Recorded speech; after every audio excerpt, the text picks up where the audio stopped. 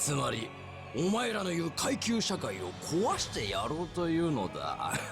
貴様、ふざけるな。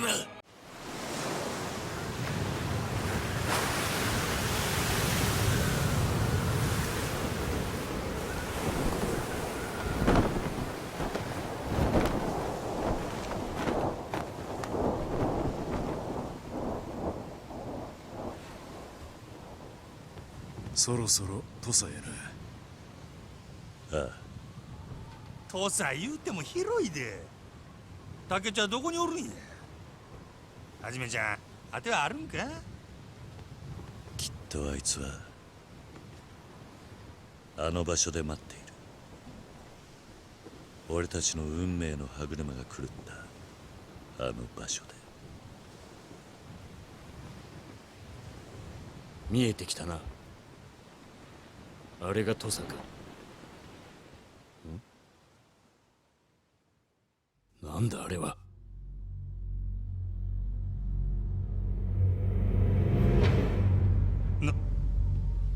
なんやあれは。あれが土佐なんか。要塞のような町やな。違う。あれは俺が知っている土佐じゃない。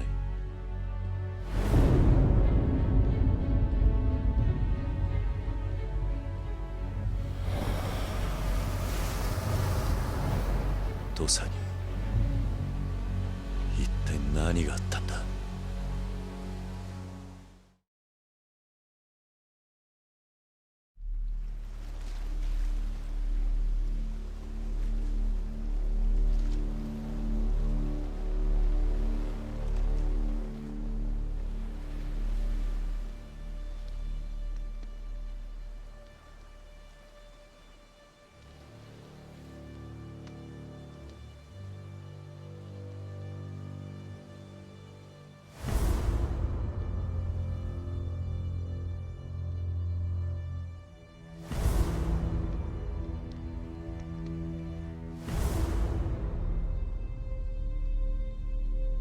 全てはあの場所で始まった。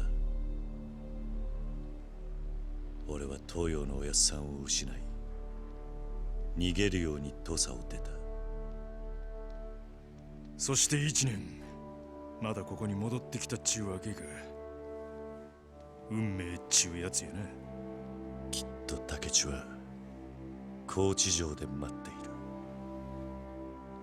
俺たちがやってくるのをな。差し向かう心は清き水鏡。きっと君と竹地は互いに見えているものが同じ。私と近藤さんのようなものなのだろう。だとしたら竹地を止められるのは君しかいない。せやな、お前しかおらん。この戦いに終止符を打てんのは。ああ、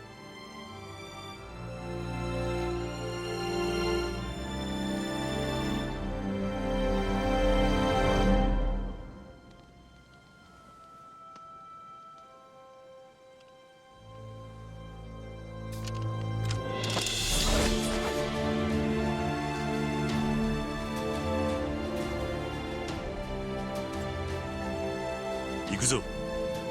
敵は高知城にあり。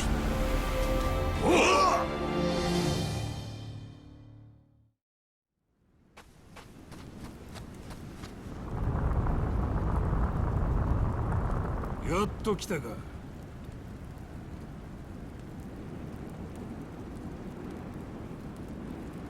佐々木忠三郎。京都見回り組がなんで竹地に協力するんや。あんたら旗本は幕府があってなんぼやろ。俺を幕府に買われとるだけのふぬけと一緒にすな。俺は幕府がなくなろうが知ったこっちゃないよ。日本始まって以来の国を二分した大喧嘩、そんなおもろい祭り邪魔されてたまるかいな。なんだと。旗本なんてつまらん身分に生まれたことを俺は何度呪ったかわからん。じゃけどお天道様は俺を見放しとらんかった。こんなええ時代に立ち会えたんやからな。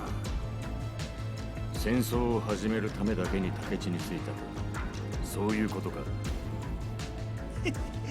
なんや、ええとこのボンボンかと思うたら案外気が合いそうやな。さあ、おしゃべりはこんくらにしとこうか。新選組きっての使い手が勢ぞろいしてるんや。楽しませてくれんとな。行くでー。ほう、さすが三風呂の精鋭どもや。せやけど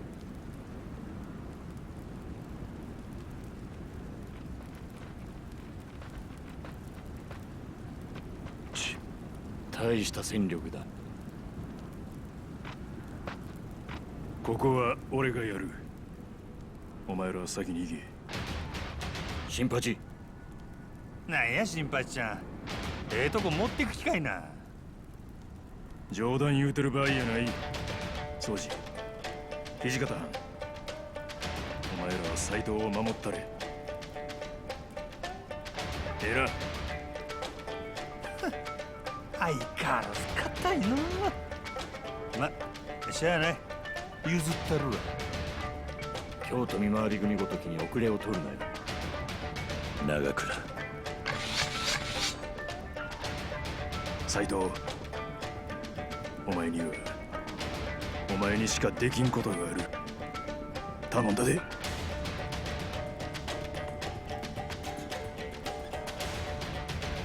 分かった。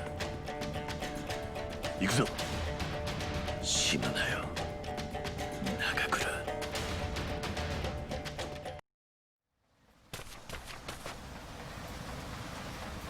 おお、これは土方さんに起きた君。それに斎藤君も一緒か。伊藤、土方さん、あなたがいけないですよ。あの時素直に私が局長になってれば新選組はもっと大きな力を手に入れられたんです。このように国を動かすほどの力をね。あ、そうそう、君たちにお見せしたいものがあるんです。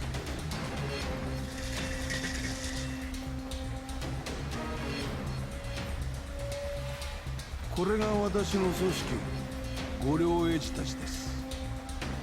貴様、彼らは特別な訓練を受けましてね。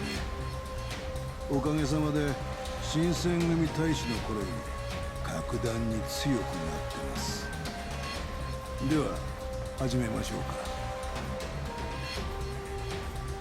行け！皆殺しにしろ！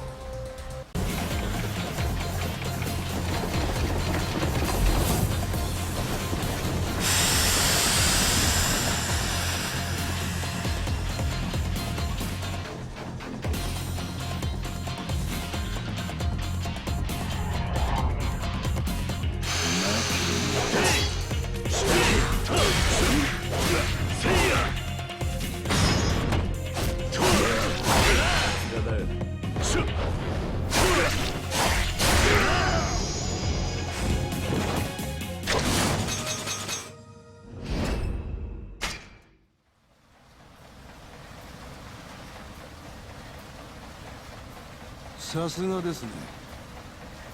やはりあなたたちは別格だ。新選組を舐めてもらっては困るな、伊藤。ですが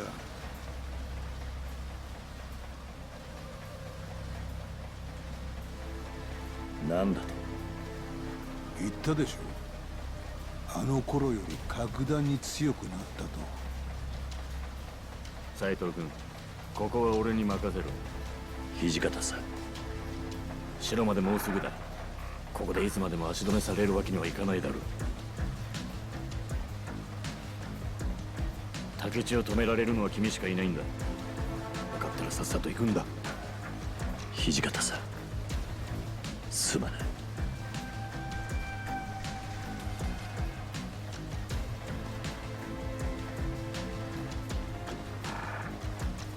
斉藤君、頼んだぞ。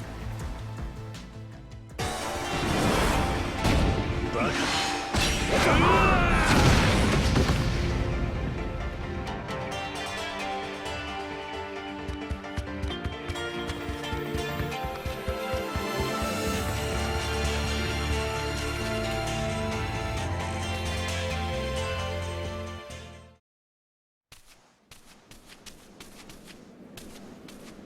そこまでです、身分の皆さん。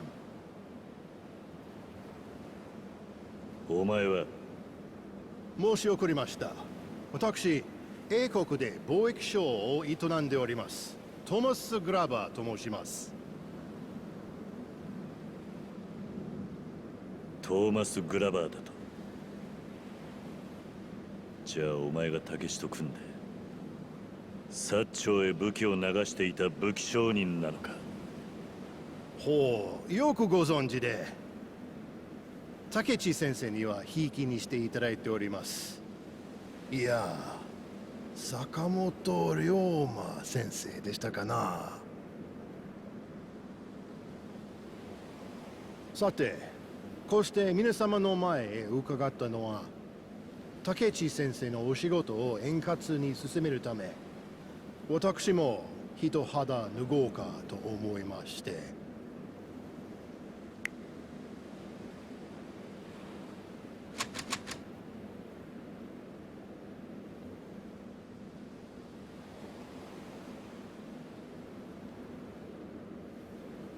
つまりあなた方にここで死んでいただくということです。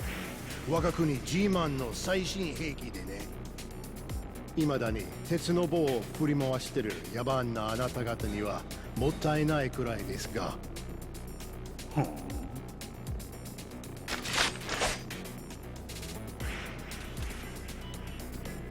覚悟はいいですか。やれ！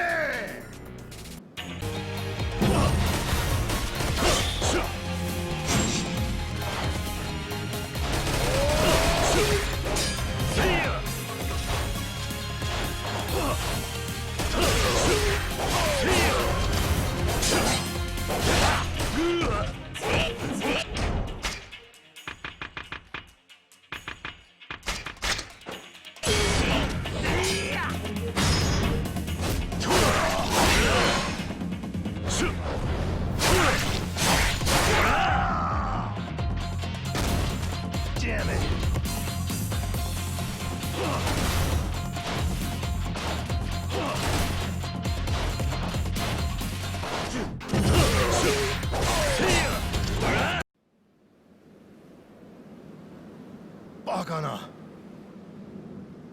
こんなもんか。まだまだ食い足りんで。トーマス・グラマーちゃん。調子に乗りよって、これならどうだ。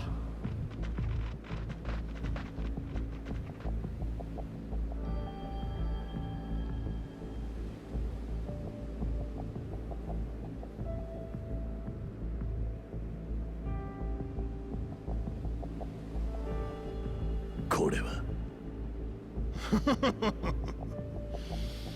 まさか生身の人間2人にここまでの兵力を投入することになるとはな。だがこれでおしまいだ。ええやないか。受けて立つで。起きた。はじめちゃん、しゃあないから竹地はあんたに譲ったるわ。その代わりこのおもろそうなおもちゃはわしがいただくで。一人で戦おうというのか。この兵器、この人数を相手に。はよ行けや。あんたには好きなあかんけじめがある。せやろ。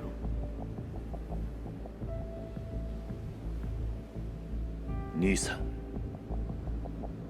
それやっぱ恥ずかしいわ。行け、はじめちゃん。頼んだ。さあ来いや。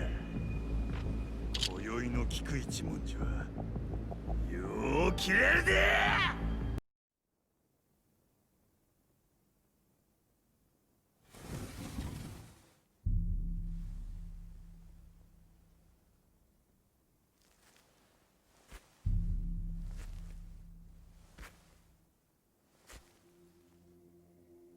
来たか。龍馬。竹地。ここを覚えてるか。おやっさんが死んだ場所だ。忘れるわけがない。この一年で土佐は変わった。だがここだけはあの日のままだ。俺がそうさせた。あの日おやっさんはな、俺ではなく龍馬、お前に土佐勤王党を託すつもりだったんだ。何？気づいてなかったか。お前はそういうやつだ。昔っから。人のために自分を投げ出せちまうくせに、手前のこととなるとさっぱりだ。俺はお前のそういう甘さが許せなかった。そんなお前に土佐を託そうとしたおやっさんもな。お前は勤王党の名手でいたいがためにおやっさんを殺したっていうのか。前にも言ったはずだ。一介の豪士が土佐を、ましてこの国を変えようと本気で思うなら手段になどこだわっていられない。革命には血が必要なんだよ。お前やおやっさんのような甘いやり方じゃ世の中は変わらないんだ。だがおやっさんの考えは変わらなかった。だから俺はおやっさんの意志を継ぐためにおやっさんを殺したんだ。意志を継ぐために殺したと。そんなバカな話があるか。おやっさんの意志は土佐を変えろってことだ。だがおやっさんはその手段にこだわりすぎた。血を流さない方法に。あ、だからおやっさんの意志を邪魔しているのは他なるのおやっさんの存在そのものだったんだよ。おやっさんの目的を果たすために育てられてきた俺がその障害を排除するのは当然のことだろ。竹地、お前こんなこと言ってもお前に理解されないのは分かってる。お前はおやっさんによく似ているからな。芹沢鴨におやっさんの暗殺を依頼した時から俺はお前の名、坂本龍馬の名を語るようになった。なぜだか分かるか。俺とお前どっちが正しいのかけりをつけるためさ。俺は俺の信念を貫き血で世界を変える道を行く。新選組にいればいずれもう一人の龍馬の噂は耳に入るだろう。お前なら何もしないわけはない。坂本龍馬の名はお前への挑戦状だったんだ。挑戦状だと。坂本龍馬という人間は歴史を血で塗り替えた男として語り継がれるか、それとも吉田東洋と同じ道を歩んだ男として語り継がれるか。俺とお前のこの一年はその決着をつけるための時間だったということだ。どちらにせよ坂本龍馬は歴史を変えた男として名を刻む。おやっさんの意志を継いだことに変わりはないと思わないか？バカなことを言ってんじゃねえ。そんな勝負にどんな意味があるって言うんだ。俺にとっちゃそれが何よりも重要だったんだ。そのためならどんな手も使った。お前の動きは逐一報告させたよ。新選組の山崎、それに宿屋の女を使ってな。お涼のことか。全てうまくいっていた。お前が薩長の中を取り持ったこともうまく利用して、この国に倒幕戦争を引き起こす寸前まで持っていくこともできた。だが大政奉還まで成し遂げちまうとはな。あれには俺も奥の手を使わざるを得なかった。それで京へ火を。ああ。だがそれすらお前は乗り越えやがった。まさか本気の遺蔵すら倒すとはな。愛する女の裏切りさえ受け入れた。どこまで行っても変わらねえよ、お前は。だからお前をここへ呼び出したのさ。俺とお前、誰にも邪魔されず最後の決着をつけるためにな。それで初めて俺は俺の正しさを証明できる。兄弟。兄弟か。懐かしい響きだ。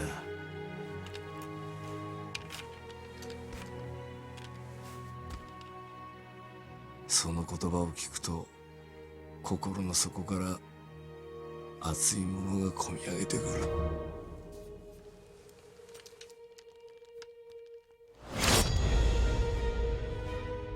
だがもう戻ることなどできない。坂本龍馬として生きた男は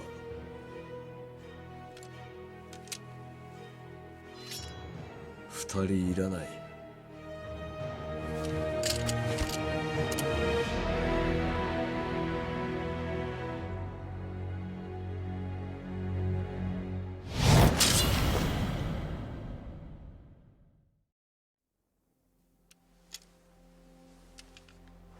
どうしてだろうな。今日はやけに兄弟が生き生きとして見えるぜ。ああ、俺にもわからねえ。お前とまた戦えると思うだけで心が躍る。待っている間に若返っちまったようだ。後悔はなしだぜ、兄弟。忘れちまったな、後悔なんて言葉は。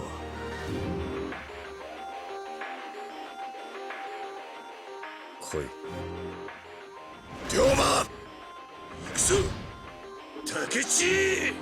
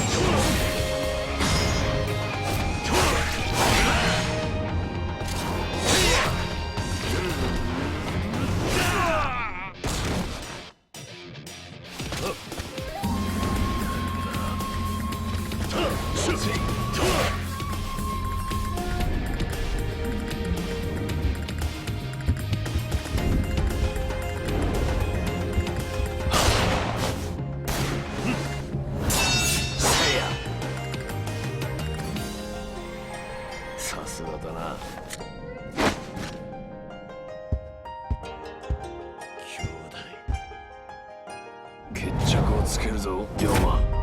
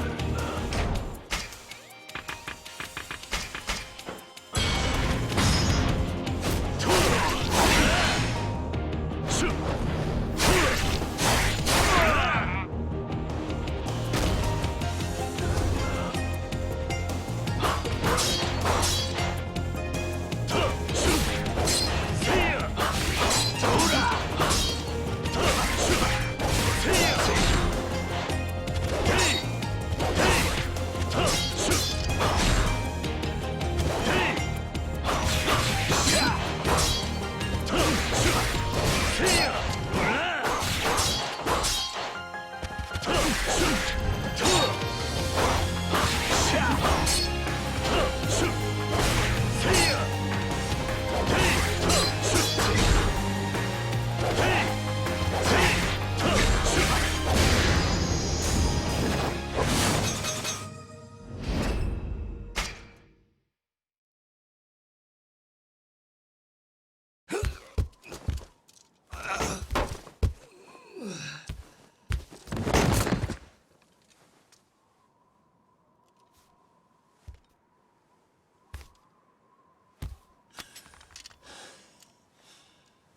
竹地半平太、覚悟。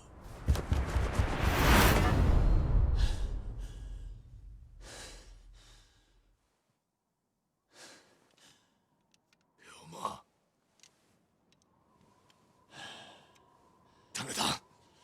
切れ、龍馬。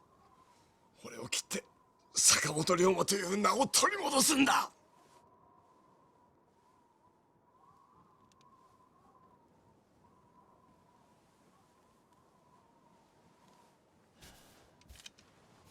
あんた言ったじゃないか、坂本龍馬は大宮で死んだと。だがあれはどっちが正しいかなんて俺はどうでもいい。それより俺にとってはおやっさんや兄弟が大切なんだ。兄弟の言う通りさ、俺はどこまで行っても自分の手が届く世界しか守れねえ。その程度の器の男だ。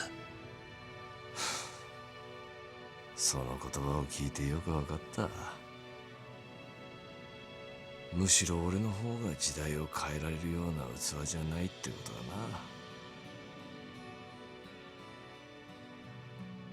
俺は力でこの国を変えようとした。だが序列や階級を打ち破ろうとしていた俺がいつの間にか序列と階級を利用し始めていた。そうなったら最後もっと大きな権力に使われる立場になってしまった。今となっちゃおやっさんの気持ちが痛いほどわかる。おやっさんの気持ち。ああ、時代を変えるには非常さよりももっと大事なもんがあったってことさ。大事なもん。愛さ。どんな苦しみがあろうと愛を最後まで捨てなかった人間だけが世界を変える。1年前土佐を抜けるとき、お前は無条件に俺を守るという道を選んだ。非常な道を選んだはずの俺の心は揺れた。お前の愛の前では知恵や策略は通用しない。そう悟った。あの時すでに俺は負けていたんだ。そのことに気づくのが遅すぎたかな。あんたにだって愛はあるさ。桂にもしもの時は俺のことを頼むって言ってくれてたんだろう。ずっとあんたは俺を守ってくれていた。ガキの頃からずっと。それがあんたの愛なんじゃないのか、兄弟。龍馬。兄弟も俺も一度死んだ。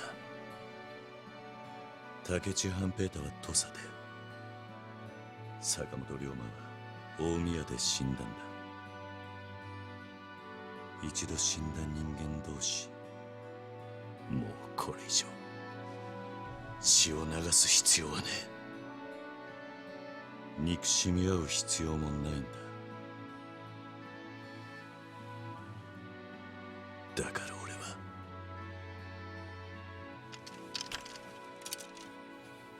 あんたを許す。あんたは俺の兄弟なんだ、竹地半平太。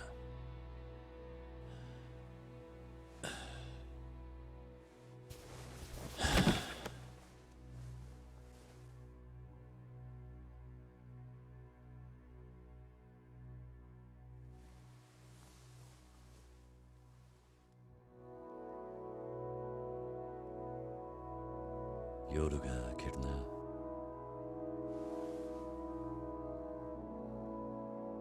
ああ、兄弟。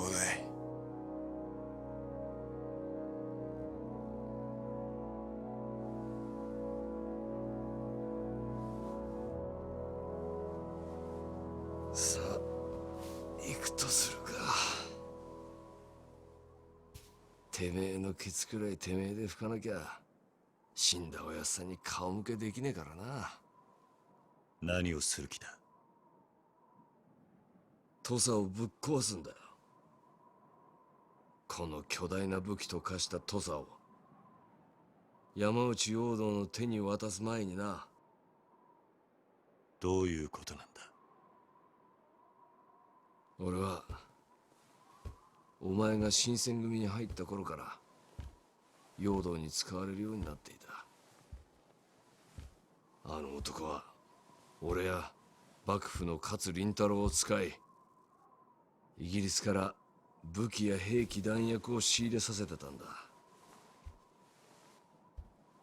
全てはある計画のためにな。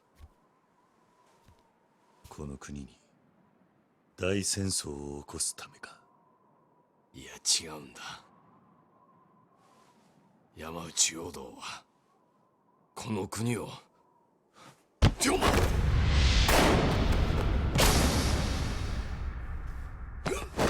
兄弟！これだから合し上がりは信用できんのだ。よどう竹千代、お前が裏切ることなど鼻から想定内のことだ。お前の考えを見破れんようではこの国の全員を騙すことなどできないからな。騙すだと？お前があの坂本龍馬か。いや、なかなかいい活躍だったぞ。大政奉還、あれは想定外のことだったが結果的には非常に助かった。この国を傷物にしないで済んだのだからな。何を言ってる？あいつはこの国を丸ごと売るつもりなんだ。イギリスに。なんだと？言葉が汚いぞ竹地。教えただろう。売るのではない、イギリスの一部になるだけだ。国としての体は守ったままでな。同じことだ。あんたが狙っているのは国王。帝になって変わる、そういうことだろう。今後この国ではわし以外の万民は平等にクズとなる。つまりお前らの言う階級社会を壊してやろうというのだ。貴様、ふざけるな。近くイギリス艦隊をこの土佐に招き入れる手はずだ。成立したての今日の新政権になす術はない。日本はイギリスの植民地となろう。イギリス人というのは実に合理的でな。自分たちの利権を最大限引き出せる日本人を密かに探していた。強い権力を持ちながら国を売ることをも厭わない人間を。それがこのわしだ。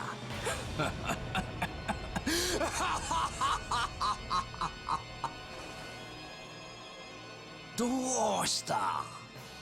お前もわしにひざまずくか？今土下座してこえば命は助けてやろう。増票の一人ぐらいにはしてやるぞ。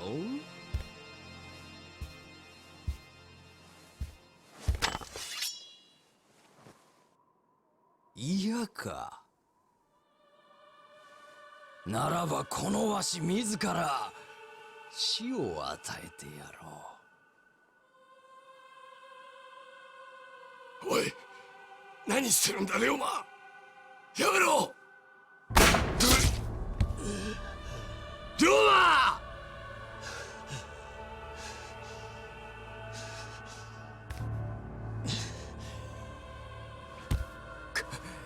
化け物が往生際が悪いぞ。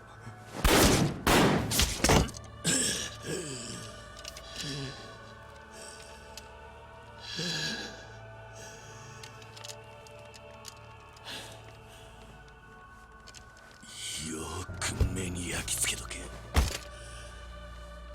これが国のため、愛のため戦った男たちの生き様だ。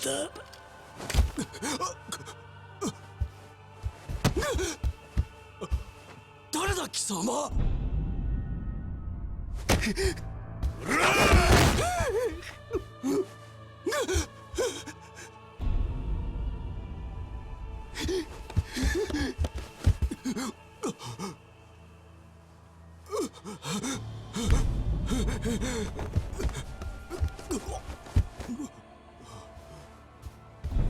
王女せいや、ここが我の死に場所や。安心しろ。一人で行けとは言わない。私たちも地獄までお供しよう。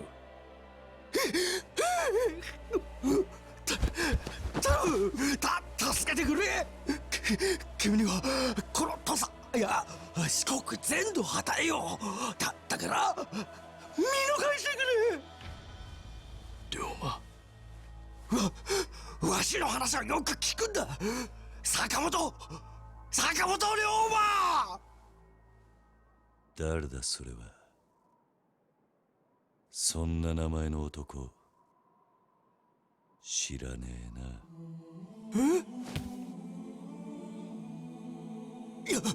やめろ。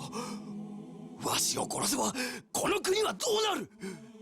鎖国で弱り切った世間知らずの日本を救えるのはわしだけだ。誰がてめえにこの国のケツ拭いてくれって頼んだ。この国の道を決めんのはお前でも俺でもねえ。ここにいる誰でもな。話にならない。何悠長なことを言っているんだ。今目の前にイギリスの艦隊が迫っているんだぞ。奴らとまともに戦って勝てるとでも思っているのか。さあな、そんなことは知ったこっちゃねバカか。わしはお前ら豪士のようなその日暮らしの連中とは違うのだ。この国が生き残る道を誰よりも考えている。お前らはわしに従えばいいのだ。そうだろう。言いたいことはそれだけか。はあ。イギリスの艦隊がどうした。そんなんで日本は滅びる国じゃねお前は分かっちゃいない。負けるのは目に見えているんだぞ。え。いや、たとえ今負けたとしても日本は何度でも立ち上がるさ。まだ見ぬ兄弟たちによってな。なんだと。俺らは兄弟たちに伝えなきゃならないんだ。この国に生きる者にとって本当に必要なもんを。この国にはまだ多くの血が流れるだろう。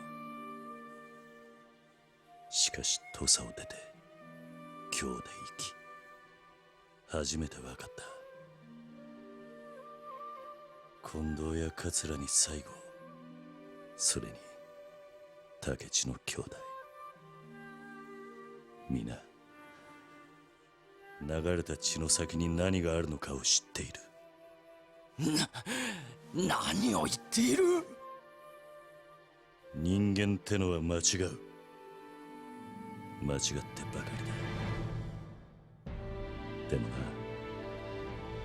それでも俺らは進まなきゃならねえんだよ。この国の夜明けを信じてな。進むことをやめちまったら託すべき未来もなくなっちまう。俺らの仕事は生きていける世の中を作ることじゃねえ。生きていてよかったと思える国を作ることなんじゃねえのか。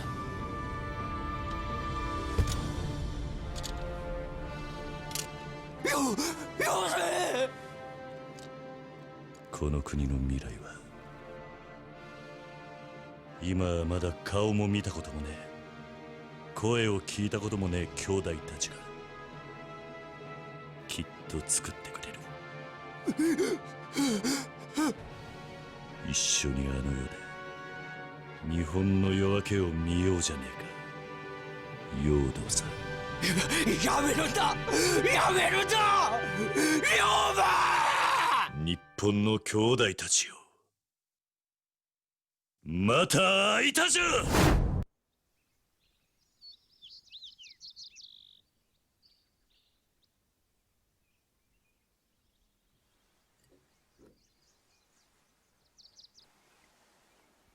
ご隠居されてから1年、優雅なものですな。あなたが内国事務総裁を辞任されてからというもの、こっちは政府の仕事を山ほど押し付けられててんやわんやでね、なかなか挨拶に伺えませんでした。あの坂本龍馬が果てた後、あなたは軍事都市と化していた土佐の暴走を食い止め、日本の新しい国づくりを陰で支えてくれた。あなたは坂本龍馬と並ぶ明治維新の功労者です。山内陽道先生。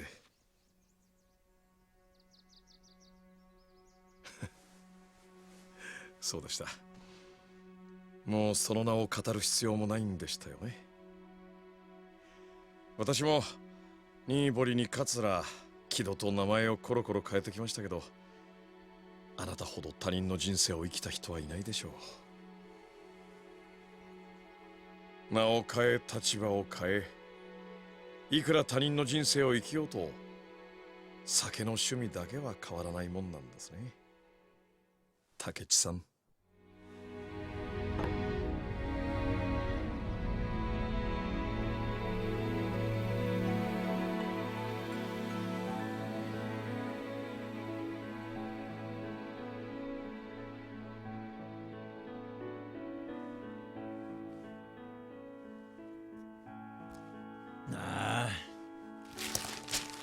ちくしょう。あら先生、また失敗どすか。いつになったら書き終わることやら。んなこと言ったってしゃあないだろ。二人分の人生を一つにまとめてんだ。うまくきれいにつなげるっつ方が難しいや。あら、また八つ当たりどすか。坂本藩の話を書きたいから寺田屋の部屋をタダで貸せ言わはったのはどこの誰だったか。眩しいな。開けないでくれよ。集中できねえ。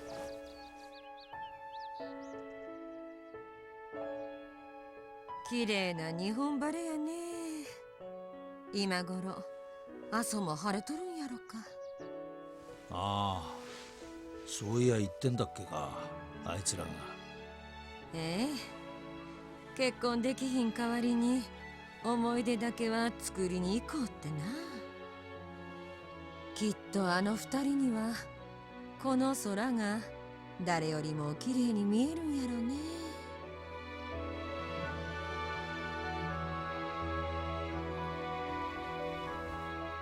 大丈夫か。うん。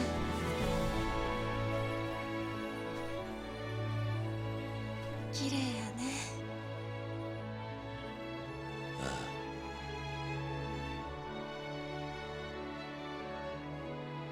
これからうちらどれだけ一緒の景色見られるんやろ。ずっとさ。ずっと。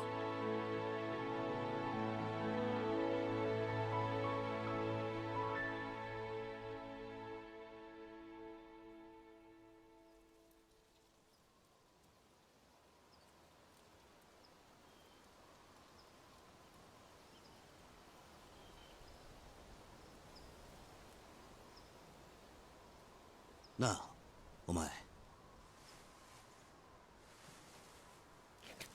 将来やりたいことはあるのか？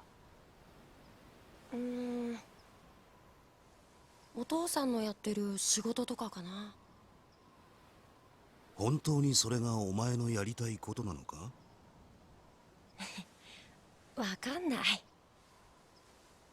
まだわからないか。わからないうちは俺の背中を見てついてこい。でもいつか自分のやりたいこと、自分の進むべき道がわかる日が来る。その時は迷わずその道を進め。わかったか？お父さんも昔そうしたの？